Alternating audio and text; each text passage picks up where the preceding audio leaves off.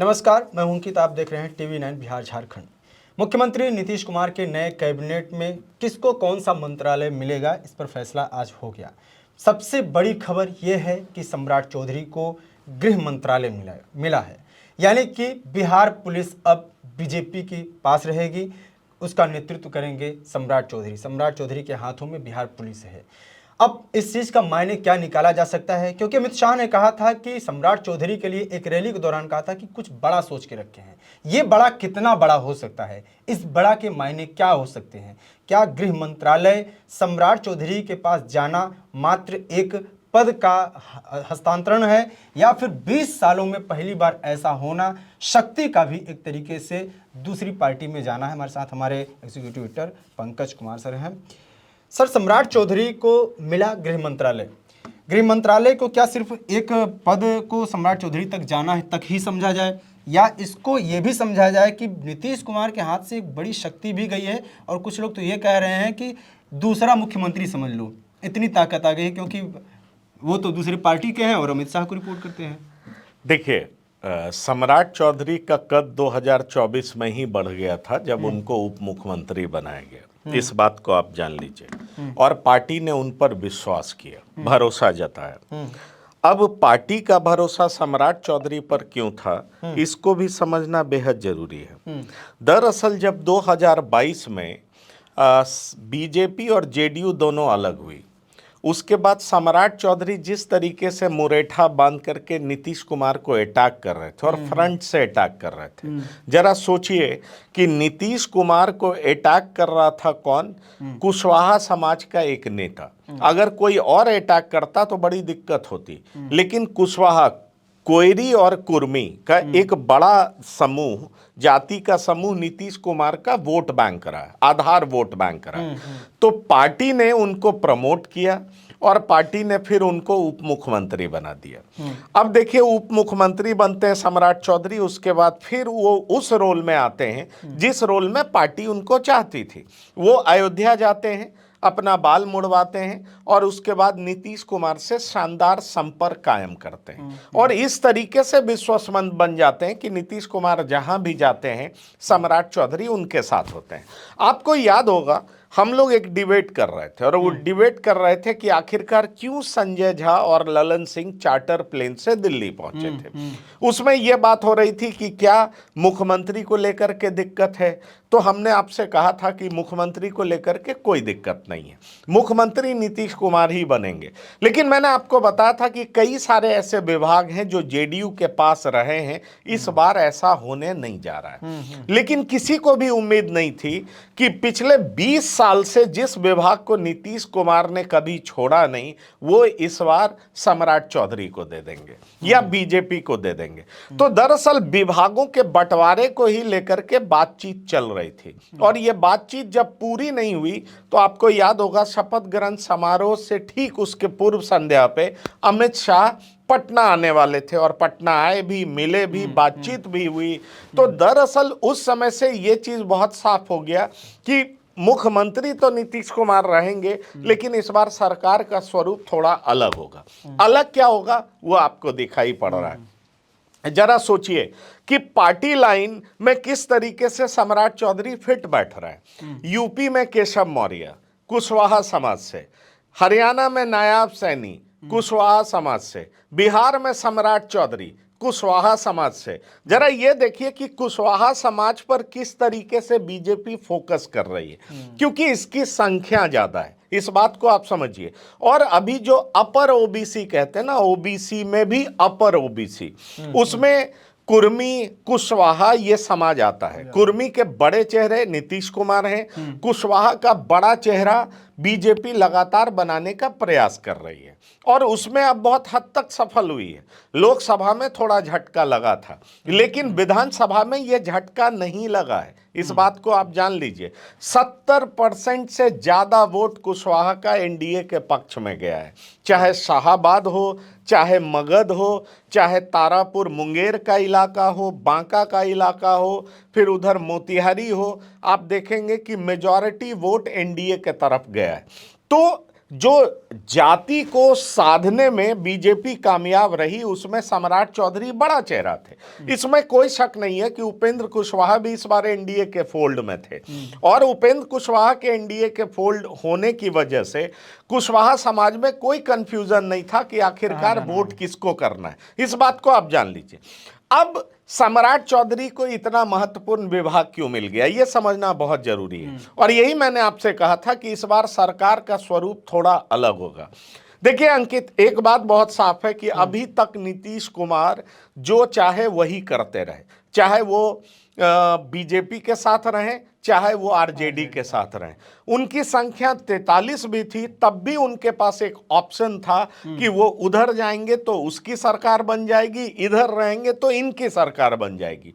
इस बार नीतीश कुमार जीते ज्यादा जरूर हैं, 84 सीट लाए, पर इस बार इनके पास उस तरह का विकल्प नहीं है कि उधर चले जाएंगे तो बड़ी आसानी से सरकार बना लेंगे। इस तरह का कोई विकल्प नहीं है। नीतीश कुमार भी इस तरह का कोई बदलाव अब हेर कमजोर है।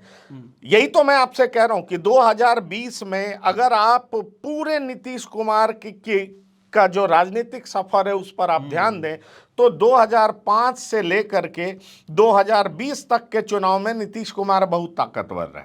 2020 में उनके पास 43 सीटें रहीं, तब भी नीतीश कुमार ताकतवर थे। लेकिन 2025 में 80 से ज्यादा सीट ला करके भी नीतीश कुमार उस तरीके से ताकतवर नहीं है जैसे वो इससे पहले हुआ करते थे। इस बात को समझ लीजिए।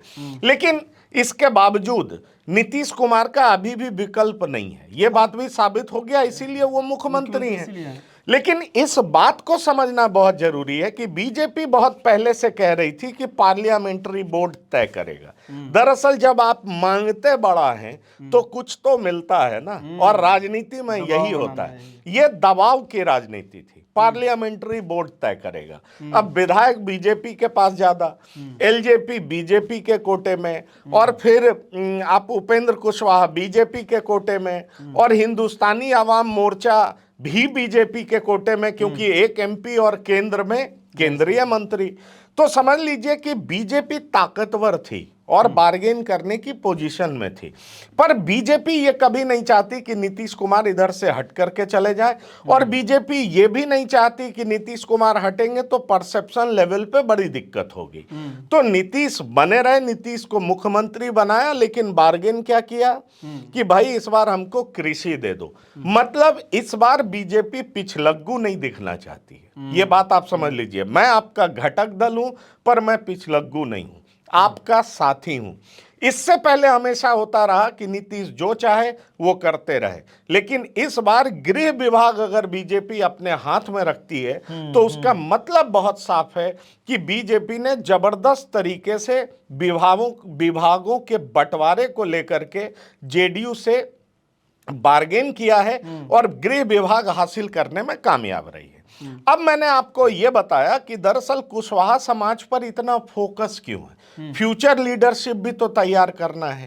पहले बीजेपी ने नित्यानंद राय को टटोला, नित्यानंद राय अभी गृह राज्य मंत्री हैं। यादव समाज को भी बीजेपी इंपॉर्टेंस दे रही है, पर यादव का अभी बड़ा तबका आरजेडी के साथ है अभी भी। लेकिन आप देखें इस परिस्थिति में भी यादव के 2 मंत्री हैं, यादव समाज के 2 मंत्री हैं। तो एक राम कृपाल यादव, उनको बड़ा विभाग मिला है, कृषि विभाग। और जहां तक ब्रिजेंद्र यादव का सवाल है तो वो तो ब्लू आइड बॉय माने जाते हैं नीतीश कुमार के, ये बात आप जान लीजिए। जबकि वो वृद्ध हैं, पावर मिनिस्ट्री में उन्होंने जोरदार काम किया है। नीतीश कुमार की सफलता का आधार वो माने जाते हैं, क्योंकि अगर बिजली हर घर पहुंची है तो उसमें उनका बड़ा योगदान है। इसलिए जब इस बार चर्चा हो रही थी कि विजेंद्र यादव सुपौल से लड़ेंगे कि नहीं, तो नीतीश कुमार खासे नाराज हो गए थे कि भाई इस पर यह सवाल आया कहां से। इस बात को आप जान लीजिए। तो अब सम्राट चौधरी गृह मंत्री बना दिए गए हैं। मतलब अगर आप ताकत के हिसाब से भी देखें तो सम्राट चौधरी को एक तरीके से नंबर 2 पे लाया गया है। गृह विभाग का मतलब है कि बड़ी ताकत इनके पास होगी। बीजेपी जो हमेशा लॉ एंड ऑर्डर पर बात करती रही है, पार्टी ने सम्राट चौधरी को गृह विभाग देकर के उस बात को पूरा किया है जो तारापुर में अमित शाह ने कहा था कि इनको और बड़ा बनाया जाएगा। तो पहले वित्त मंत्रालय था, वित्त मंत्रालय जेडीयू ने अपने पास रखा है और सम्राट चौधरी को गृह विभाग दिया। इस चीज़ को मैं ऐसे भी देखना चाहता हूं कि गृह मंत्रालय को लोग अगर आंका जाए तो कहते हैं कि अगर सेम पार्टी का एक बार है, जैसे अमित शाह गृह मंत्री हैं तो नरेंद्र मोदी, तो अमित शाह के ऊपर बीजेपी है जो कंट्रोल करती है स्टेट में। अगर गृह मंत्रालय मान लीजिए जदयू पार्टी से ही किसी को मिलता तो जाहिर सी बात है वो जदयू के नीतीश कुमार को क्रॉस नहीं करता। लेकिन सम्राट चौधरी पार्टी भी अलग है और गृह मंत्री भी हैं, तो वो कहीं ना कहीं नीतीश कुमार को रिपोर्ट भी नहीं कर रहे हैं, तो इस हिसाब से तो और ज़्यादा पावर हो गया। मतलब अगर नीतीश के ही पार्टी के बार होते और सम्राट चौधरी गृह मंत्री होते तो फिर भी होता कि मुख्यमंत्री के अंडर में है, अभी वो बीजेपी से हैं, तो ऐसे तो और ज्यादा एक तरीके से ताकत माना जाए कि नीतीश का पूरा बस भी नहीं चलेगा उनके ऊपर। देखिए, आप ये जान लीजिए, देखिए ये तो सच बात है कि सरकार का मुखिया तो मुख्यमंत्री ही होता है ना, उसके पास एक डिस्क्रिशनरी पावर तो होता है, फर्स्ट अमंग इक्वल्स ये कहा जाता है ना, तो वो नीतीश कुमार के पास है। लेकिन सम्राट चौधरी को भी एलिवेट करके उस बराबर में लाने का प्रयास किया है। जैसे ही आपको गृह मंत्रालय मिलता है तो आप इस बात को समझ लीजिए कि बराबर के हकदार पर आप सरकार चलाते हैं। चेहरा नीतीश होंगे, नीतीश के पास ताकत होगी, निश्चित तौर पर वो 20 होंगे क्योंकि वो मुख्यमंत्री हैं। लेकिन सम्राट को एलिवेट करके गृह विभाग जब आप अपने पास रखते हैं तो आप समझ लीजिए उस विभाग वो पूरे प्रदेश का सूचना तंत्र, पूरे प्रदेश की पुलिस, उस सब पे आपका कंट्रोल होता है। तो इस विभाग को लेने को लेकर के हर जगह आप देखेंगे कि जब कभी भी गठबंधन की सरकार होती है तो घटक दल का प्रयास होता है कि अगर अपने घटक दल को मुख्यमंत्री का पद दे तो खुद के पास गृह विभाग रखे। ये बात आपने महाराष्ट्र में भी देखा होगा, ये बात आप अलग अलग प्रदेश में भी देखेंगे जहां पर गठबंधन की सरकार होती है।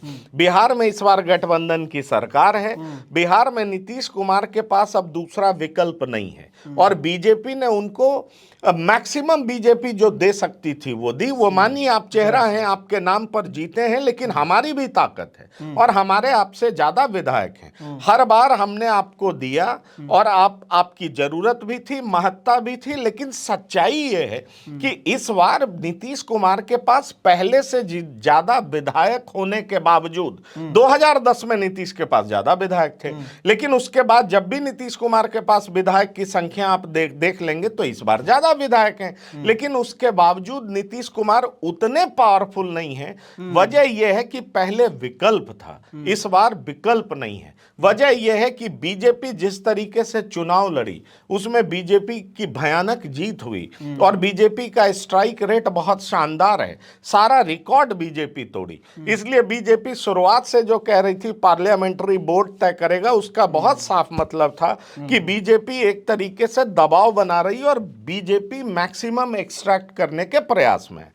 तो इसलिए सम्राट चौधरी चूंकि बीजेपी के सबसे बड़े नेता प्रदेश के हैं तो उनको गृह मंत्री सौंपा गया है। उनके सपोर्टर्स में जबरदस्त उत्साह है। मैंने अभी कई विधायकों से भी बात की जो कि उनके खासे समर्थक माने जाते हैं, उनमें जबरदस्त तरीके का उत्साह है, उनके क्षेत्र में बहुत तरह का उत्साह है। और ये बात आप जान लीजिए कि सम्राट चौधरी का जिस तरह का कद और काठी है, इस बात को आप समझिए, उससे एक बात बहुत साफ नजर आता है कि बीजेपी अब ओबीसी के बड़े लीडर के रूप में उनको प्रोजेक्ट कर चुकी है, मुख्य चेहरा सम्राट चौधरी को बना चुकी है और इसलिए सम्राट चौधरी को होम मिनिस्ट्री दिया गया है। इस बात को आप जान लीजिए। वैसे सम्राट चौधरी की हकीकत यह भी है कि उनके पिता भी बड़े दबंग थे, सेना में थे, तारापुर से कई बार चुनाव जीत चुके हैं और सम्राट चौधरी इस बार चुनाव से पहले आपने देखा होगा कि प्रशांत किशोर और जनसुराज पार्टी के निशाने पर भी थे। उनके एजुकेशन को लेकर के बड़ी चर्चा हुई थी और उस चर्चा को लेकर के सम्राट चौधरी की किरकिरी भी हुई, लेकिन पार्टी ने तमाम बातों को दरकिनार करके बीजेपी का मुख्य चेहरा बिहार का बना दिया है और होम मिनिस्ट्री उनको देने का बहुत साफ मतलब है कि बीजेपी ने अपना फ्यूचर नेता सामने रख दिया है। बिल्कुल, तो सम्राट चौधरी को गृह मंत्री तो बनाया ही बनाया, बीजेपी ने अपने विधायकों का नेता भी बनाया। एक तरीके से बीजेपी में उनसे बड़ा पार्टी बिहार में नहीं है और अब सरकार में भी बिहार सरकार में दूसरे नंबर का नेता बना दिया है। सम्राट चौधरी के अलावा डिप्टी सीएम विजय कुमार सिन्हा दोबारा डिप्टी सीएम बने हैं। इनको भूमि एवं राजस्व विभाग के अलावा खान एवं भूत तत्व विभाग जो है ये दिया गया है। तो क्या विजय सिन्हा की ताकत में या पद पोजीशन में कुछ आपको कमी लगती है, की गई है? देखिए, सम्राट चौधरी के बाद उप मुख्यमंत्री का पद देना ही ये बात बताता है कि पार्टी ने उनको दूसरे नंबर का नेता माना है और उनके पास जो विभाग था उसमें एड ऑन ही हुआ है। इस बात को आप जान लीजिए। तो पार्टी ने उन पर विश्वास जताया, भरोसा जताया और सीधा प्रधानमंत्री ने उनकी तारीफ भी की।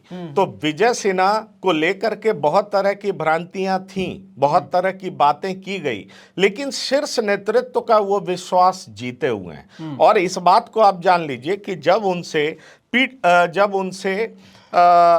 उनसे कई बार पूछा जाता था, लोग कहते थे इस बार हार जाएंगे, वो कॉन्फिडेंट दिखते थे। लखीसराय में वो 25,000 से जीते तकरीबन, और उसके बाद जब यहां पहुंचे तो बड़ी जोरदार चर्चा उड़ी कि विजय सिन्हा उप मुख्यमंत्री नहीं बनेंगे। लेकिन आप देख लीजिए, जिस समय प्रेम कुमार को लेकर के ये डिक्लेयर हो गया कि प्रेम कुमार स्पीकर होंगे, उसी समय बहुत साफ हो गया था कि विजय सिन्हा उप मुख्यमंत्री होंगे। तो अगड़ों के चेहरे के रूप में विजय सिन्हा को सामने रखा गया है।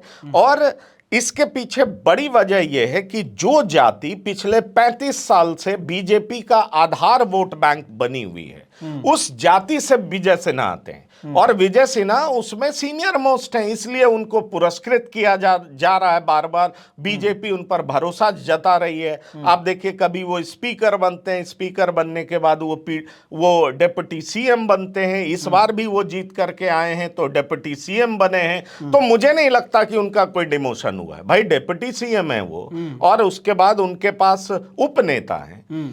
तो पार्टी ने भी उनको नंबर 2 का जगह तो दिया है ना। ये बात ठीक है कि मंगल पांडे के पास आप कह सकते हैं उनके पास स्वास्थ्य है, विधि विभाग है, इंपॉर्टेंट मिनिस्ट्री है, लेकिन इनके पास भी खान एवं भूतत्व इंपॉर्टेंट मिनिस्ट्री है, और साथ ही साथ भूमि राजस्व, ये भी जान लीजिए, ये भी बड़ी इंपॉर्टेंट मिनिस्ट्री है।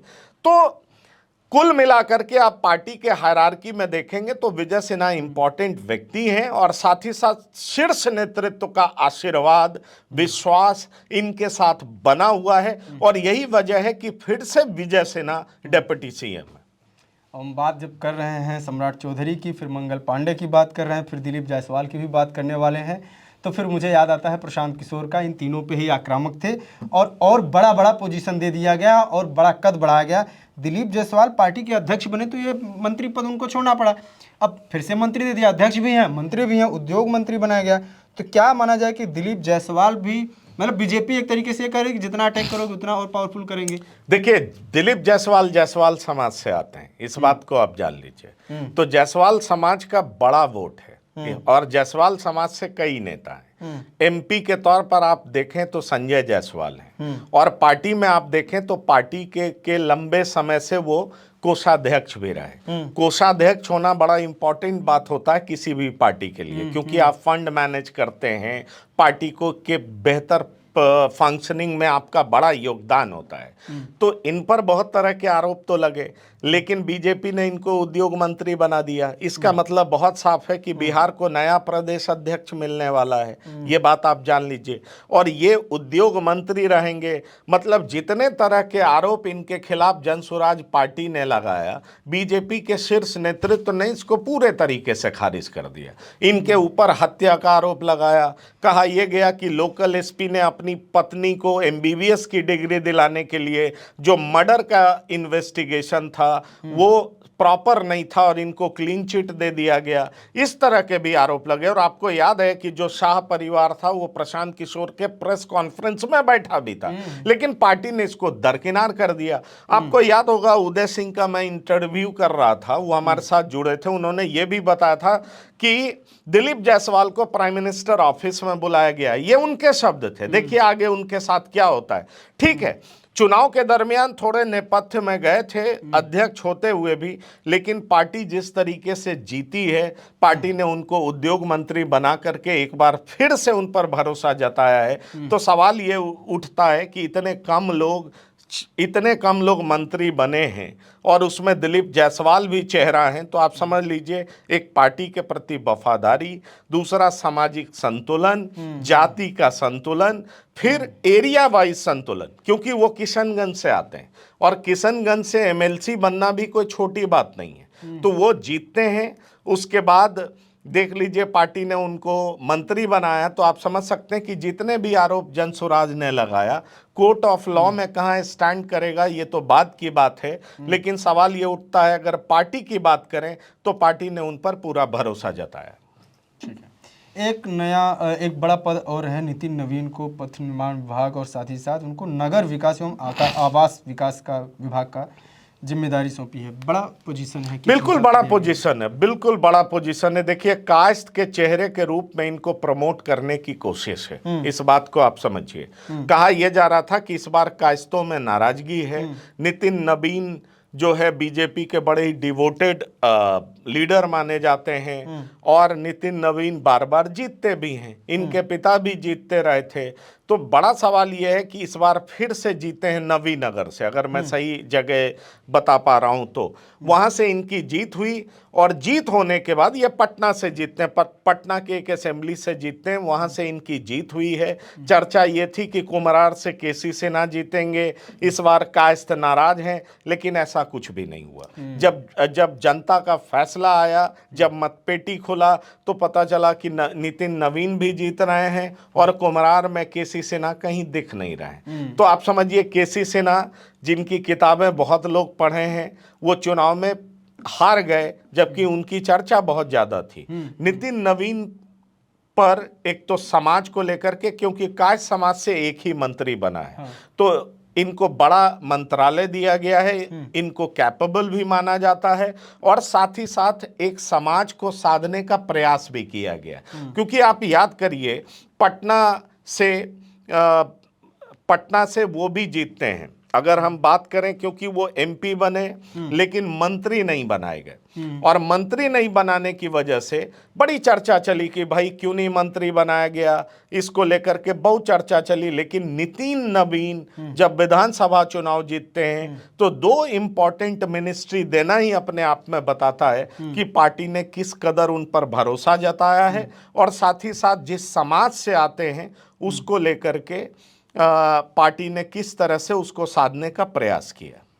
ठीक है, तो बांकीपुर से शायद नितिन नवीन, हाँ नितिन नवीन बांकीपुर, सॉरी मैं नवीन नगर बोल रहा था, बांकीपुर से, पटना में ही आता है, हाँ जो आपने बताया। तो ये नितिन नवीन का हो गया। अब मैं थोड़ा सा इस पूरे चर्चा को दूसरी तरफ ले जाना चाहूँगा कि कुछ और ऐसे मंत्री हुए हैं। उपेंद्र कुशवाहा ने एक ट्वीट किया, उन्होंने कहा कि लोग हमारे परिवार का या हमारे इस निर्णय का कि हमने अपने बेटे को दीपक को जो मंत्री बनाया इसका लोग मजाक उड़ा रहे हैं, लेकिन हमारी मजबूरी है और पार्टी कुछ ऐसी परिस्थितियां हैं कि लोगों ने तोड़ना चाहा, कई सारे ऐसे प्रयास हुए जिन चीज़ों से उभरने के लिए और भविष्य को कुछ सोच के ही मैं ये चीज़ें कर रहा हूँ। अब वो पंचायती राज मंत्री उनके पुत्र हैं, इस चीज़ को आप किस उससे देखते हैं? क्योंकि परिवारवाद का भयंकर आरोप लग रहा है। उधर संतोष सुमन का विभाग नहीं बदला गया है जो मांझी के पुत्र हैं, इधर इनके पुत्र हैं, दोनों ने अपने पुत्र को अलग सेट कर दिया है और ये अपनी पत्नी को विधायक बना है, वो अपनी बहू को विधायक बना लिए। देखिए अगर जीतन राम मांझी की बात करेंगे तो उनके परिवार के ज़्यादातर लोग कहीं ना कहीं सेट हैं विधायक के रूप में या जिस तरह भी, और उनके सुपुत्र ही राष्ट्रीय अध्यक्ष हैं, उनको मंत्री बनाया गया है। लेकिन आप अगर उपेंद्र कुशवाहा की बात करेंगे तो पत्नी को टिकट दिया, पत्नी स्नेहलता जीती और बेटे को अकोमोडेट करने के लिए उन्होंने सीधा मंत्री बना दिया।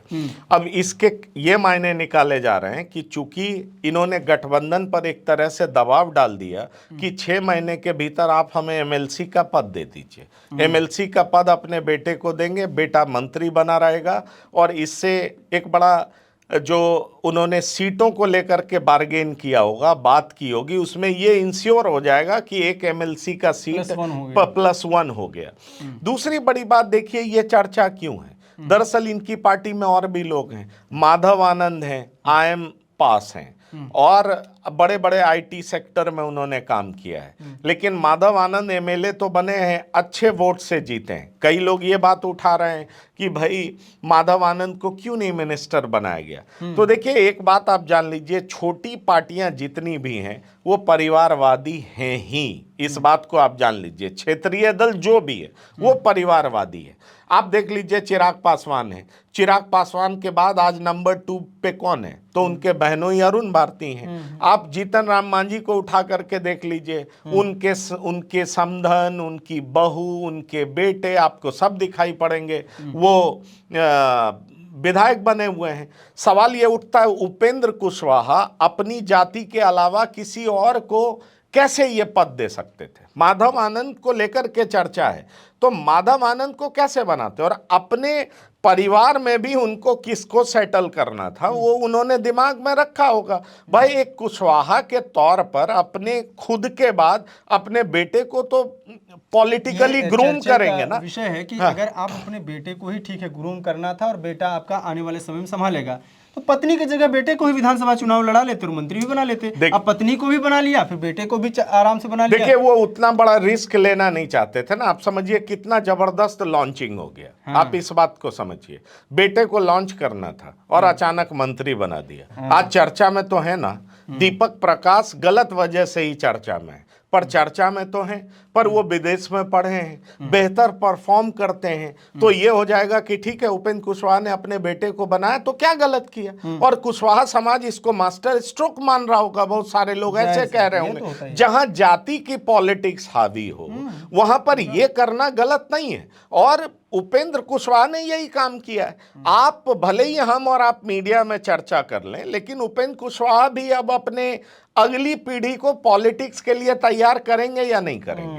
और जो जाति के नाम पर जिसका राजनीति चलता हो, भले ही आप उनसे बात करिए, वो कहेंगे मैं सर्व समाज का पॉलिटिक्स करता हूं, लेकिन एनडीए उनको तवज्जो दे रही है। जब राज्यसभा का नोटिफिकेशन भी नहीं आया था और यह तय कर लिया गया था कि उपेंद्र कुशवाहा राज्यसभा में जाएंगे, तो इसलिए तय कर लिया गया था ना क्योंकि एनडीए को डर लग रहा था कि कुशवाहा समाज हमसे छिटक रहा है। और लोकसभा चुनाव में ऐसा दिखाई पड़ा था, क्योंकि औरंगाबाद में जैसे ही बीजेपी के उम्मीदवार हारे और वहां पर अभय कुशवाहा जीते, उसका असर आपको दिखाई पड़ा। कहां कहां पर? आरा में दिखा, बक्सर में दिखा, काराकाट में दिखा, और आपने देखा कि किस तरह की स्थिति हुई। और फिर यह कहा जाने लगा कि कैसे उपेंद्र कुशवाहा को हराने के लिए पवन सिंह को लाया गया था। लेकिन विधानसभा चुनाव में ये आपने देखा कि किस तरीके से बीजेपी और जेडीयू ने पहले ही तैयारी कर रखी थी। तो जहां तक सवाल है कि भाई उपेंद्र कुशवाहा का एक दल है,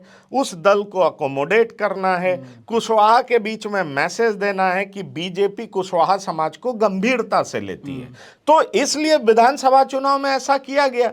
अब ये उनका प्रेरोगेटिव है कि वो किसको मंत्री बनाए, क्योंकि हमें उसका आधार भी तो समझना होगा। अगर उनके आधार वोट बैंक में ये बेहतर पैगाम जाता है, तो उन्होंने अपने कंफर्ट के हिसाब से, अपने सुटेबिलिटी के हिसाब से उन्होंने ये काम किया। अब इस बात से आप समझ सकते हैं कि उपेंद्र कुशवाहा अपने बेटे को आगे ला करके अपने फ्यूचर पॉलिटिक्स को मजबूत करने के प्रयास में कदम आगे बढ़ा चुके हैं। इसलिए दीपक प्रकाश अचानक आए, अब एमएलसी भी बन जाएंगे और मिनिस्टर भी रहेंगे। और मिनिस्ट्री भी कौन सी मिल रही है? तो पंचायती राज, तो बड़ा इंपॉर्टेंट मिनिस्ट्री है। तो इतना जबरदस्त लॉन्चिंग एक पिता अपने बेटे का और क्या कर सकता है? जरा सोचिए, लालू प्रसाद ने तेजस्वी यादव की लॉन्चिंग कैसे की? उनको सीधा डिप्टी सीएम बनाया, उससे नीचे कोई मंत्री तो नहीं बनाया ना। अगर उनका बस चलता है तो सीएम बनाते। इस बात को आप समझिए। तो इसी तरीके से उपेंद्र कुशवाहा जो बेस्ट शॉट खेल सकते थे वो उन्होंने खेला और दीपक प्रकाश को सीधा पंचायती राज मंत्री बना दिया। बिल्कुल। तो उपेंद्र कुशवाहा फ्यूचर के बारे में तो सोचते हैं, वो अपने ही नहीं, नीतीश कुमार के भी फ्यूचर के बारे में सोचे। उन्होंने कहा कि नीतीश कुमार अपनी पार्टी को अगर बचाना चाहते हैं तो अपने पुत्र निशांत को बनाए भविष्य में। अब नीतीश कुमार ने नहीं बनाया तो कहे कम से कम अपना तो बचा ही लें, अपने बेटे को बना लें। हाँ, आप वो बात कर रहे हैं। जब हम लोग कॉन्क्लेव में उनको इन्वाइट किए थे तो उनसे पूछा गया था कि उनके पास जो प्रॉब्लम है, मतलब उनके भीतर जो कन्फ्यूजन है, अगर बेटे को लाते हैं तो उनकी इमेज खराब होगी। हाँ। और बेटे को नहीं लाते हैं तो पार्टी को बचाना मुश्किल होगा। उन्होंने ये बात कहा था। इसलिए नीतीश कुमार के आगे ये बड़ी कठिन परीक्षा है उनके सामने कि वो कैसे इन चीजों को हैंडल करेंगे, लेकिन अभी तक नीतीश कुमार ने ऐसा नहीं किया। फिलहाल अपनी छवि को बचा के वो रखे हुए हैं, पार्टी तो खैर बाद में देखा ही जाएगा और देख रहे हैं वो। परिवारवाद से ही रिलेटेड एक नाम और है, रमा निषाद के बारे में आपने पिछले कुछ कार्यक्रमों में चर्चा भी किया। रमा निषाद को पिछड़ा एवं अति पिछड़ा वर्ग कल्याण विभाग ये वाला मंत्रालय दिया गया। देखिए, बीजेपी का बड़ा साफ दिखाई पड़ रहा है कि वो साहनी समाज का वोट जिस तरीके से बीजेपी को मिला है और मुकेश साहनी जीरो पे बोल्ड हुए हैं, आप इस बात को जान लीजिए। तो अब बीजेपी साहनी समाज को पूरे तरीके से साध लेना चाहती है। आप ये जान लीजिए कि जो रमा निषाद है वो अजय निषाद की पत्नी है। अजय निषाद 2024 में जब उनको बीजेपी ने टिकट नहीं दिया तो वो कांग्रेस में चले गए। फिर 2025 विधानसभा चुनाव से पहले वो बीजेपी में आ गए। बीजेपी में आए, उसके बाद रमा निषाद को टिकट दे दिया गया। रमा निषाद औराई से चुनाव लड़ी, राम सूरत राय का टिकट काट दिया गया और रमा निषाद जीती। फिर उनको मंत्री बना दिया गया। मतलब बहुत साफ है कि केंद्र में डॉक्टर राजभूषण चौधरी जो कि निषाद समाज से आते हैं और प्रदेश में रमा निषाद। मतलब बीजेपी की पूरी नजर निषाद समाज पर है, साहनी वोटरों पर है। और जिस तरीके से मुकेश साहनी इस चुनाव में फेल हुए हैं, उनकी 0 सीटें आई हैं, उसको देखते हुए बीजेपी का कॉन्फिडेंस बहुत हाई है। बीजेपी अब निषाद समाज में भी लोगों को प्रमोट करके एक को केंद्रीय राज्य मंत्री, एक को प्रदेश में अच्छा मंत्रालय, तो आप समझ सकते हैं कि बीजेपी की पूरी नज़र निषाद वोटरों पर है और बीजेपी इस तरीके से निषाद वोटरों को अपने साथ साधना चाहती है, अपने साथ रखना चाहती है। बिल्कुल। हमने बीजेपी के कई बड़े चेहरों पे बात कर लिया, थोड़ा सा जदयू पे भी बात कर लेते हैं और बात खास तौर से उन पे जरूर करेंगे जिनके खिलाफ जिनसे प्रमाण भी मांगा जा रहा था। और जदयू के प्रवक्ता नीरज कुमार ने भी कहा कि अशोक चौधरी कम से कम अब तो आके ये प्रमाण दें कि क्या है कैसे है और जवाब दें। तो उनकी पार्टी भी जवाब मांग रही थी और नीरज कुमार का तो खैर अनंत सिंह का भी वो विरोध कर रहे थे। अनंत सिंह आज विधायक हैं। क्या माना जाए कि अशोक चौधरी के कद में कोई परिवर्तन नहीं हुआ है? अशोक चौधरी फिलहाल मजबूत हैं, बेटी तो दूसरी पार्टी में सांसद है ही, ग्रामीण कार्य विभाग उनको मिला बिना विधायक बने विधान परिषद के तहत। देखिए, अशोक चौधरी ने छक्का मार दिया, बाजी मार ली, वो बीच में चुप रहे, लेकिन अशोक चौधरी अपने लिए जबरदस्त गोटी सेट कर रहे थे। अशोक चौधरी के पक्ष में ललन सिंह खुल करके थे, ये बात आप जान लीजिए। और अशोक चौधरी ही वो कड़ी थे जिसकी वजह से अनंत सिंह को टिकट मिलेगा, ये भी जेडीयू ने साफ कर दिया था। भले ही नीरज कुमार विरोध करते रहे, अशोक चौधरी मंत्री भी बने और अनंत सिंह को टिकट भी मिला और अनंत सिंह विधायक भी बने। दरअसल नीरज कुमार मोकामा से चुनाव लड़ना चाहते हैं और नीरज कुमार तब चले गए थे ललन सिंह के साथ जब ललन सिंह और अनंत सिंह के बीच में लड़ाई हो गई थी। आप याद करिए 2019 का लोकसभा चुनाव। लेकिन अब अनंत सिंह को समझ में आ गया कि इस इलाके में माफ करिएगा, ललन सिंह को समझ में आ गया कि इस इलाके में अनंत सिंह ज़्यादा ताकतवर हैं, अनंत सिंह का साथ चाहिए। तो वो कहते हैं ना कि पॉलिटिक्स में ना कोई दोस्त होता है ना कोई परमानेंट दुश्मन होता है।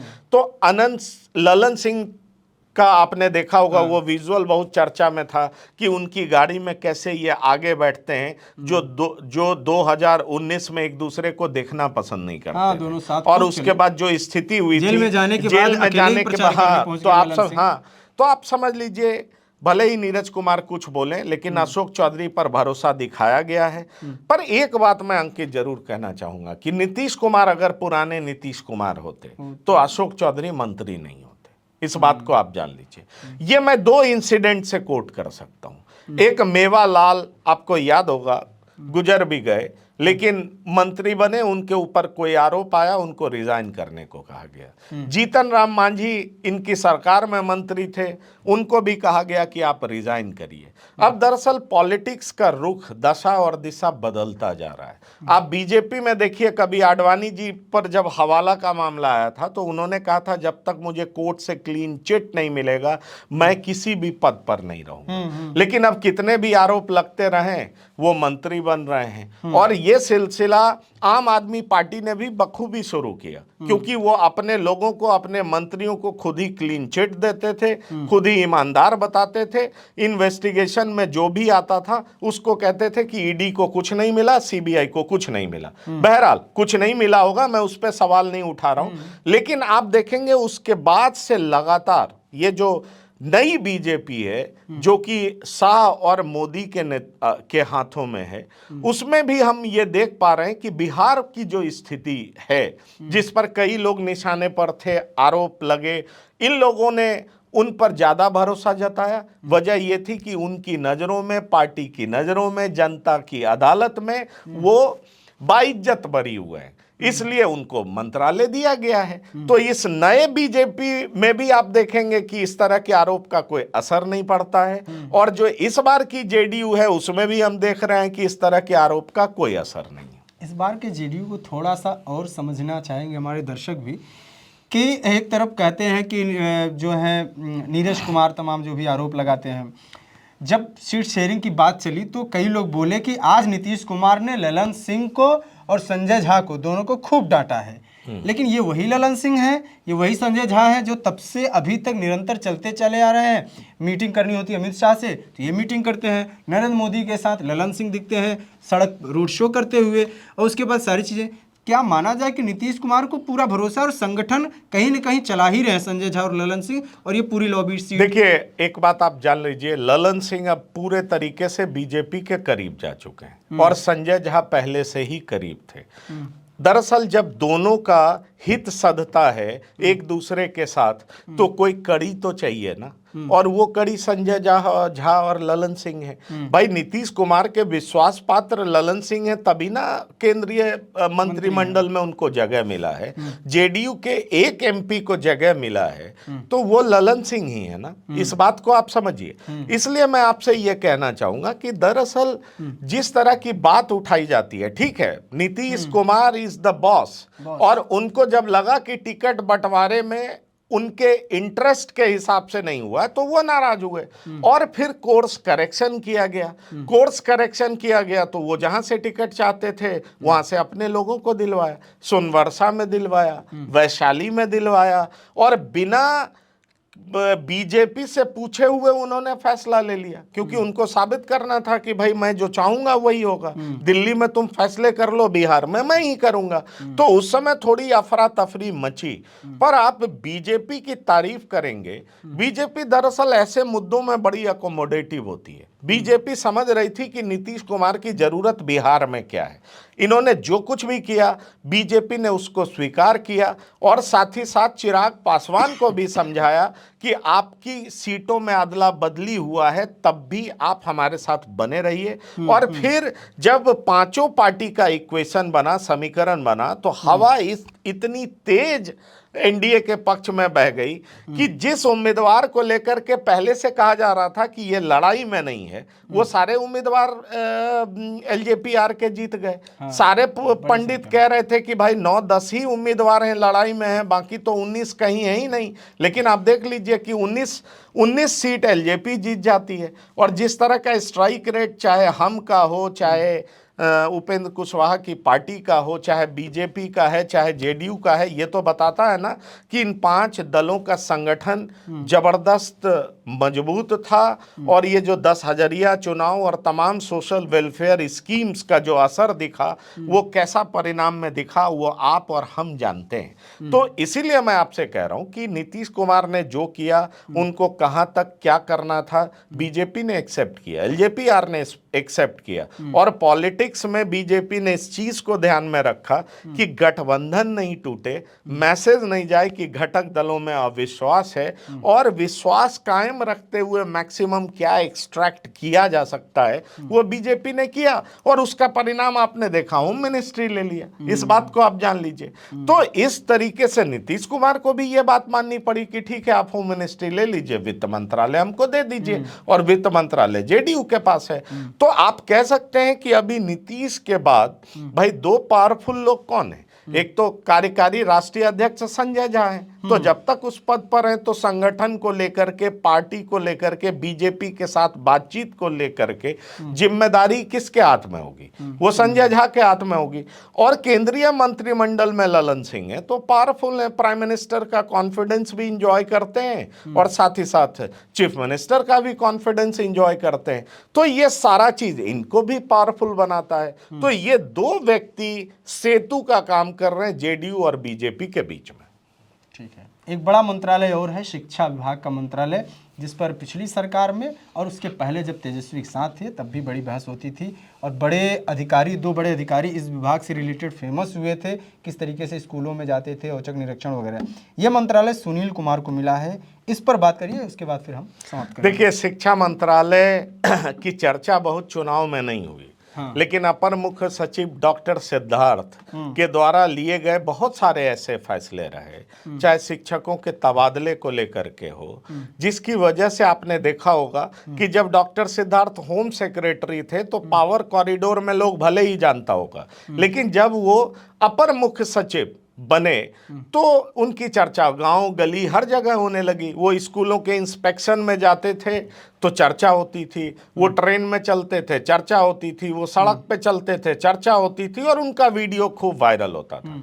कहा यह जाता है कि भाई सुनील कुमार का भी बैकग्राउंड तो ब्यूरोक्रेसी ही है ना, वो आईपीएस रहे और डॉक्टर सिद्धार्थ अपर मुख्य सचिव थे, वो फैसले ले रहे थे। जिस तरीके से टीचर्स का ट्रांसफर हुआ और खास तौर पे महिलाओं को उनका गृह जिला दिया गया, या जो 3 ऑप्शंस थे उसमें से एक ऑप्शन उनको दिया गया, इसका भी बड़ा असर आप चुनाव में देखे हैं। इस बात को आप जान लीजिए, क्योंकि बहुत सारे सोशल वेलफेयर स्कीम्स चुनावी मुद्दों के बीच में ये पीछे रह गया, लेकिन वोटों पर इसका भी असर था। जरा ये सोचिए कि कोई पटना का व्यक्ति अगर अररिया में, कोई पटना की महिला अररिया में काम कर रही हो तो उसके फैमिली पर क्या बीतता होगा।